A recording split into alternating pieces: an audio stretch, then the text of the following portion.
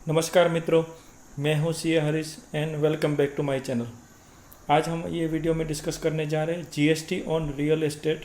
उसके ऊपर Gujarat high court का अभी रिसेंटली एक बहुत ही इम्पोर्टेंट डिसीजन आया हुआ है, तो उसके रिगार्डिंग आगे मैं ये वीडियो में शेयर करूँगा। उसके पहले अगर आप चैनल पर नए हो तो चैनल को जल्दी से सब्सक्राइब कर लीजिएगा, ताकि आपको tax related and other updates timely and regularly मिलते रहेंगे। तो यहाँ पे मैं डिस्कस करने जा रहा हूँ GST on real estate property. तो अभी जो पुराना जो नोटिफिकेशन नंबर 11/2017 CTR डेटेड 28 जून 2017, वो उसमें मेंशन किया गया था the mandatory deemed deduction of 1/3 of the value of construction contract towards land.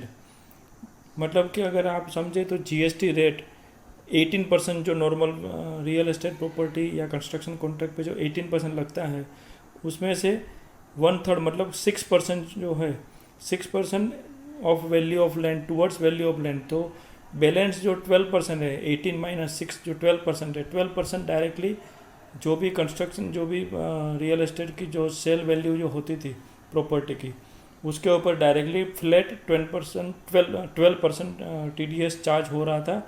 ये जो नोटिफिकेशन 11/2017 के तहत, तो वो जो नोटिफिकेशन में कंपलसरी कोई भी और कुछ करना, कैलकुलेशन नहीं करना है, या आपको लैंड की वैल्यू कुछ भी रहे वो सब नहीं देखना है।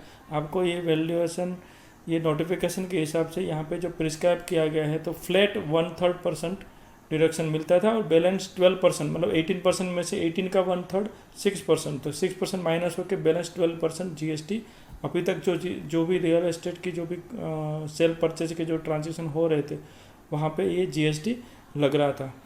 तो आगे ये जो गुजरात हाई कोर्ट का जो डिसीजन आया हुआ है, अभी रिसेंटली जो गुजरात हाई कोर्ट ने डिसीजन दिया है, उसमें वहाँ पे the honourable Gujarat high court held that mandatory deduction of 1/3 value towards the land is not sustainable either where the value of land or construction services is clearly ascertainable or can be derived with the aid of valuation rule। मतलब valuation rules जो है उसके तहत, या आपके जो contract जो भी हुए हैं आपके, तो उसमें डिफरेंट कॉन्ट्रैक्ट हुए हैं आपके। टोटल अगर कॉन्ट्रैक्ट हुआ है, उसमें लैंड की जो परचेस वैल्यू या लैंड का जो कंसिडरेशन है वो सेपरेटली आइडेंटिफाइबल है और सेपरेटली मेंशन किया गया है, और कंस्ट्रक्शन सर्विस या कंस्ट्रक्शन के लिए जो वैल्यू है वो सेपरेटली मेंशन किया गया है। उस केस में वहाँ पे 1/3 जाने की ज़रूरत नहीं है।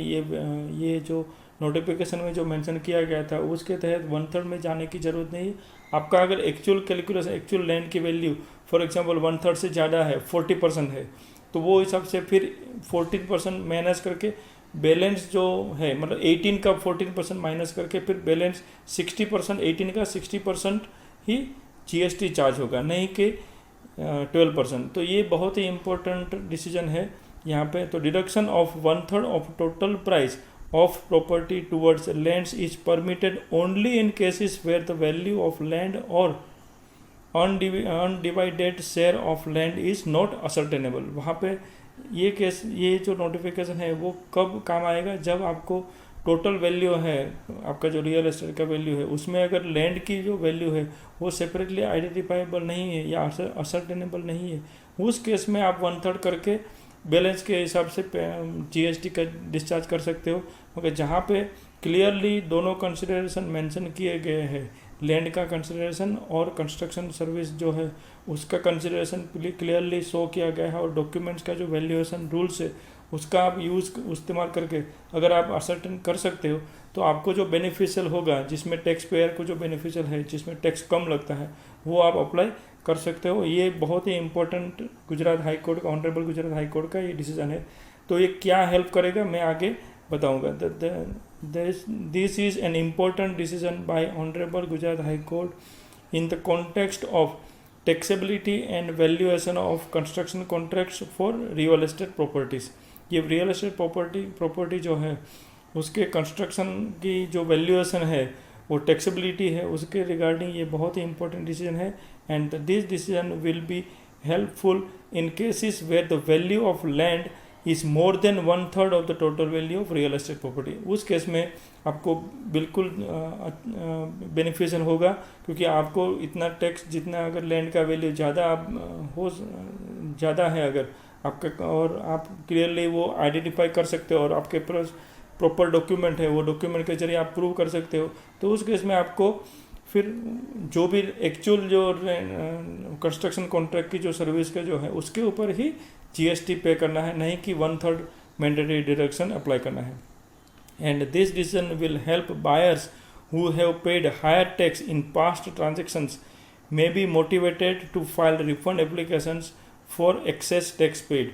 मतलब उस केस में अगर कुछ पास्ट में अगर ट्रांजेक्शन आपके ऑलरेडी हो गए हैं और बड़ा बड़ा अमाउंट का वैल्यू का ट्रांजेक्शन हो चुका है, तो उस केस में आप मैं एडवाइस करूँगा कि आप उसमें रिफ़ंड एप्लीकेशन भी फाइल करो, तो उसमें भी आपको कुछ ये हाई कोर्ट का जो डिसीजन है उसको आप यूज़ करके आप रिफ़ंड भी क्लेम कर सकते हो।